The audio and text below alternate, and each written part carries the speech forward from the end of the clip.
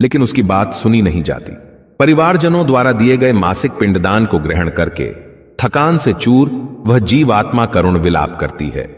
इस नगर की खूबसूरत हरियाली और पहाड़ देखकर विश्राम करना चाहती है, लेकिन यमदूत उसे विश्राम करने नहीं देते और उसे घसीटते हुए दूसरे नगर ले जाते हैं।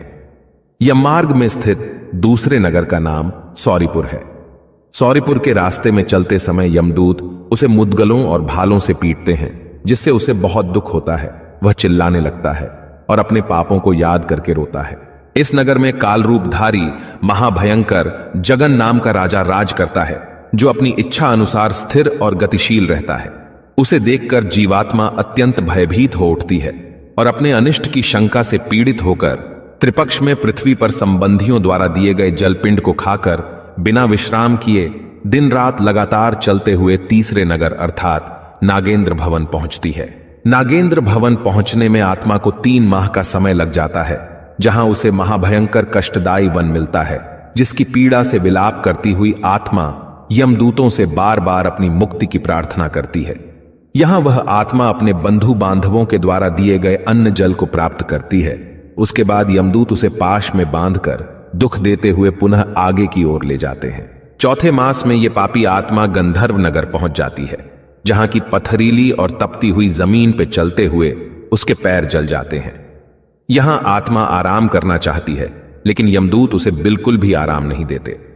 चौथे मास में दिए गए श्राद्ध पिंड का भक्षण करके आत्मा शैलागम नामक नगर पहुंचती है, जहां उस पर लगातार पत्थरों की बारिश होती है। पत्थर लगने से उसका पूरा शरीर चोटिल हो जाता है। कष्ट में जमीन पर गिरी हुई आत्मा यमदूतों से बार बार प्रार्थना करती है। तब यमदूत उससे कहते हैं कि जीवित रहते हुए तुमने ज्ञान का मार्ग अपनाया नहीं, ना ही योग या भक्ति के मार्ग पे चले, और ना ही अच्छे कर्म किए, तो अब अपने कर्मों के फल भोगो। इस तरह इस नगर के कष्ट भोगते हुए आत्मा अपने सगे संबंधियों के द्वारा दिए गए पिंड खाकर बिना विश्राम किए हुए 5वें महीने में क्रौंचपुर में ले जाई जाती है।